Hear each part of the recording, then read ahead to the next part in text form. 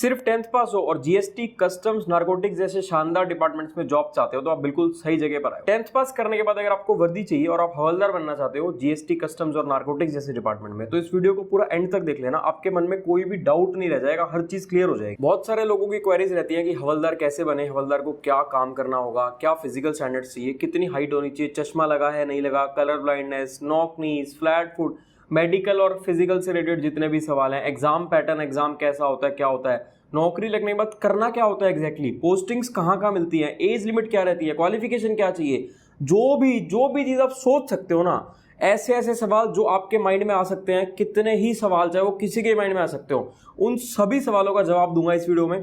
पूरा एंड तक देख लेना, कुछ भी डाउट नहीं रह जाएगा, हर चीज क्लियर हो जाएगी। प्रमोशंस क्या रहती हैं, क्या गर्ल्स के लिए सूटेबल जॉब है या नहीं है, ट्रांसफर पॉलिसीज क्या रहती हैं, कैसे ट्रांसफर होते हैं, कहाँ कहाँ पोस्टिंग मिलेगी, हर चीज डिस्कस कर लेंगे। एसएससी एमटीएस हवलदार नाम का एक पेपर होता है जिस पेपर के थ्रू आप हवलदार लग सकते हो। देखो इसके नाम में ही देखो, नाम में आ रहा है एसएससी एमटीएस हवलदार। ये एमटीएस और हवलदार ये दोनों अलग अलग पोस्ट हैं। इस पेपर के थ्रू दोनों रिक्रूटमेंट्स होती हैं, एमटीएस की भी और हवलदार की भी। हवलदार भी दो अलग अलग डिपार्टमेंट्स में होते हैं, एक होते हैं नारकोटिक्स डिपार्टमेंट में यानी कि सीबीएन में, और एक होता है जीएसटी एंड कस्टम्स डिपार्टमेंट में। तो जो नारकोटिक्स डिपार्टमेंट में हवलदार रहते हैं उनकी एज रहती है 18 से 25 साल, और जो जीएसटी एंड कस्टम्स डिपार्टमेंट में रहते हैं उनकी एज लिमिट रहती है 18 से 27 साल। एजुकेशन क्वालिफिकेशन में आपको बता ही दिया कि आप मिनिमम 10th पास होनी चाहिए। ये एसएससी की one of the most underrated job है। ये मतलब बहुत बढ़िया जॉब है, बहुत रिलैक्स जॉब है, ठीक सैलरी वाली जॉब है, और इसमें आपका जो वर्क लाइफ बैलेंस रहता है ना वो भी बहुत बढ़िया रहता है। कोई बहुत ज्यादा वर्कलोड या बहुत ज्यादा प्रेशर नहीं रहता, आपको बहुत फ्री टाइम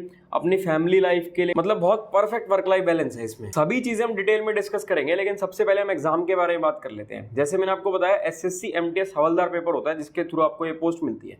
तो इसमें जो आपका रिटन एग्जाम होता है, रिटन एग्जाम को दो पार्ट्स में बांटा गया है, सेशन 1 और सेशन 2। सेशन 1 में आपकी मैथ्स और रीजनिंग आती है। मैथ्स और रीजनिंग दोनों में से 20-20 सवाल आते हैं और हर सवाल 3-3 नंबर का होता है, यानी कि 60 नंबर की मैथ्स और 60 नंबर की रीजनिंग। ये क्वालिफाइंग इन नेचर है, मैथ्स और रीजनिंग मेरिट बेस्ड नहीं है, ये क्वालिफाइंग है। तो अगर आप मैथ्स में वीक भी हो ना, मैथ्स आपकी बहुत ज्यादा अच्छी नहीं भी है और 10th पास हो, तो आपके लिए बहुत जबरदस्त नौकरी है। सेशन 1 के लिए आपको टोटल 45 मिनट मिलते हैं, 45 मिनट में आपको आपका सेशन 1 करना होता है और क्वालिफाइंग इन नेचर है, मिनिमम कट ऑफ रहती है। तो भाई देखो सीधी सी बात है, अगर आप उसको क्वालिफाई कर पा रहे हो तो मिनिमम कट ऑफ तो आप मीट करोगी। उसके बाद जो आपका सेशन 2 होता है उसमें आपका इंग्लिश और जीके आता है। तो इस पेपर के लिए मेन इंग्लिश और जीके ही है, क्योंकि मेरिट आपकी इंग्लिश और जीके पर ही बनेगी। 25-25 सवाल का आता है इंग्लिश और जीके, और 3 नंबर का हर सवाल होता है। टोटल 75 नंबर का इंग्लिश हो गया और 75 नंबर का जीके हो गया, यानी कि 150 नंबर में से आपकी मेरिट मिलेगी। 150 नंबर में से आपकी रैंक, आपके मार्क्स, सब कुछ डिसाइड होगा कि आपको कौन सी पोस्ट मिलेगी। अब हम बात कर लेते हैं फिजिकल स्टैंडर्ड्स, फिजिकल टेस्ट और मेडिकल टेस्ट के बारे में, क्योंकि मोस्टली एस्पिरेंट्स को इसी चीज में डाउट रहता है। हर चीज के बारे में डिस्कस करेंगे, चश्मे के बारे में, नॉक नीज, फ्लैट फुट, रनिंग, साइकिलिंग, क्या क्या करना है, सब कुछ। तो जो मेल्स की हाइट होती है, मिनिमम मेल्स के लिए हाइट होनी चाहिए 157.5 सेंटीमीटर, और मिनिमम चेस्ट होनी चाहिए 76 centimetre with 5 centimetre of expansion.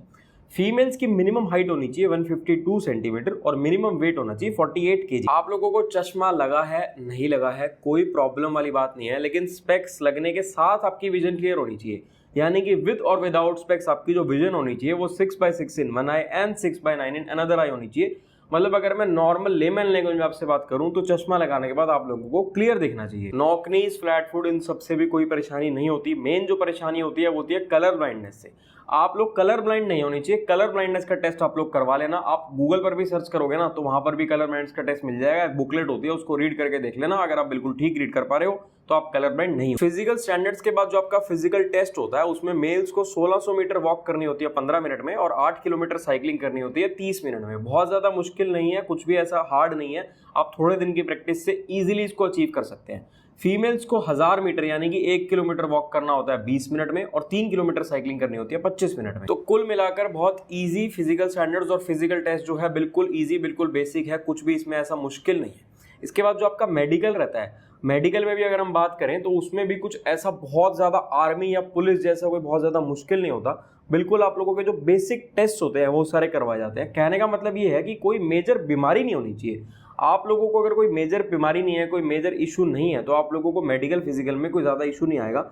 बस कलर ब्लाइंडनेस का ध्यान रखना, कलर ब्लाइंडनेस, हाइट, इन सब चीजों का ध्यान रखना है। ये सारी चीजें आपके जो स्टैंडर्ड्स हैं वो मीट होनी चाहिए, बाकी कोई परेशानी नहीं है। Medical zone to zone vary करता है। कुछ जोन्स में तो ऐसा होता है कि आपको एक पर्टिकुलर हॉस्पिटल बता दिया जाता है कि आपको वहां जाकर ही मेडिकल करवाना है, पहले आपको अपना अपॉइंटमेंट लेना पड़ेगा, आपको जो टाइम मिलेगा उस समय पर जाके आपका मेडिकल होगा। कुछ जोन्स में ऐसा भी होता है कि आपको आपके डिस्ट्रिक्ट में जो सिविल हॉस्पिटल है वहां के सीएमओ से मेडिकल करवा ले। तो ये चीजें जोन टू जोन और ईयर टू ईयर वेरी कर सकती हैं, ऐसा नहीं है कि हर साल सेम ही चीजें मिलेंगी। लेकिन जो physical standard, physical test, medical test रहेगा वो वही सब चीजें होंगी जो हमेशा होती आई हैं, यानी कि जो नोटिफिकेशन में मेंशन। अब अगर सैलरी की बात करें तो हवलदार की सैलरी में अगर हम सारे कंपोनेंट्स को मिला दें, जैसे कि dearness allowance, house rental allowance, travelling allowance, अगर हम सारे अलाउंसेस को मिला देते हैं तो जो इनिशियल सैलरी रहती है वो अप्रोक्सीमेटली 35,000 के आसपास रहती है। अब अगर हम वर्क प्रोफाइल की बात कर लें कि काम क्या करना होगा, तो देखो पेपर का क्या नाम है, पेपर का नाम है एसएससी एमटीएस हवलदार। एमटीएस यानी कि मल्टीटास्किंग स्टाफ। तो एमटीएस और हवलदार दोनों अलग अलग पोस्ट हैं, दोनों का अलग अलग काम रहेगा।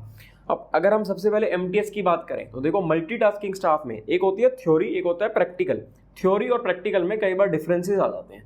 तो अगर प्रैक्टिकल लाइफ की बात करूं तो प्रैक्टिकल लाइफ में एमटीएस को आज की डेट में अगर हम देखें, आपको पता ही है कि सब कुछ डिजिटल जमाना है, हर चीज कंप्यूटर पर होती है, मोस्टली सारी चीजें कंप्यूटर पर हैं। तो काफी एमटीएस को काफी जो काम करना रहता है वो ऐसा भी रहता है कि कंप्यूटर में as a data entry operator आप कह सकते हैं कि कंप्यूटर में कुछ डाटा फीड करना है, कुछ करना है। लेकिन अगर हम थ्योरी की बात करें, बहुत सारे पॉइंट्स दिए गए हैं कि ये काम है, जैसे कि साफ सफाई से रिलेटेड, फाइल्स को कैरी करना, एज अ ऑफिस अटेंडेंट काम करना, मतलब इस टाइप के बहुत सारे पॉइंट्स हैं। लेकिन प्रैक्टिकल लाइफ में मोस्टली आजकल ये रहता है कि कंप्यूटर से रिलेटेड काम रहता है और इन सब कामों के लिए कॉन्ट्रेक्चुअल स्टाफ रहता है। बाकी फिर भी कभी ऐसा हो भी सकता है कि मजबूरी में इस टाइप का कोई काम करना भी पड़े।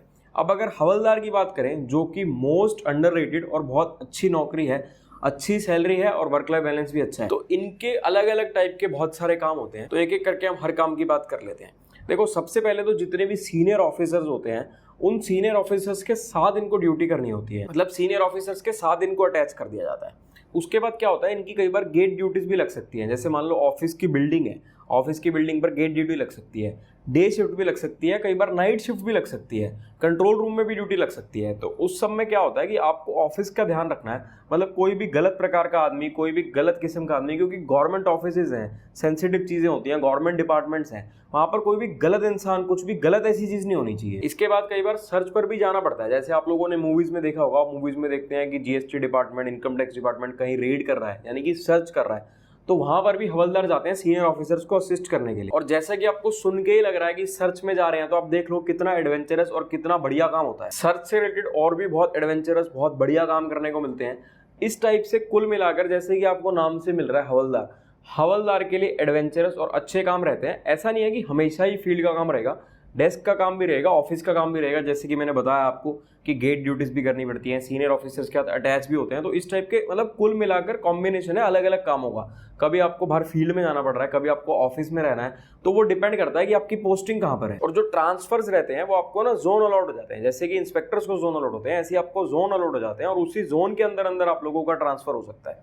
अगर प्रमोशन की बात करें तो हवलदार प्रमोट होकर बनते हैं हेड हवलदार। तो जो लोग भी 10th पास हैं और वो एक अच्छी सरकारी नौकरी चाहते हैं, यूनिफॉर्म पोस्ट चाहते हैं, अच्छी सैलरी चाहते हैं, तो वो इस फॉर्म के लिए अप्लाई कर सकते हैं, जॉब के लिए अप्लाई कर सकते हैं। इस साल फॉर्म निकलने की एक्सपेक्टेड डेट है 7 मई 2024। तो भाई फॉर्म निकलने के बाद आप सब लोग फॉर्म फिल कर देना, लास्ट डेट की वेट मत करना। कई बार टेक्निकल इशू आ जाता है, सर्वर डाउन हो जाता है, तो आप लोग लापरवाही मत करना, टाइमली फॉर्म फिल कर देना। अच्छे से एग्जाम की तैयारी करो, एग्जाम की प्रिपरेशन करो। कोई भी डाउट हो आप लोग मुझसे इंस्टाग्राम पर मैसेज करके पूछ सकते हो। वीडियो अच्छी लगे तो मैक्सिमम लोगों के साथ शेयर कर दो, चैनल को सब्सक्राइब कर दो।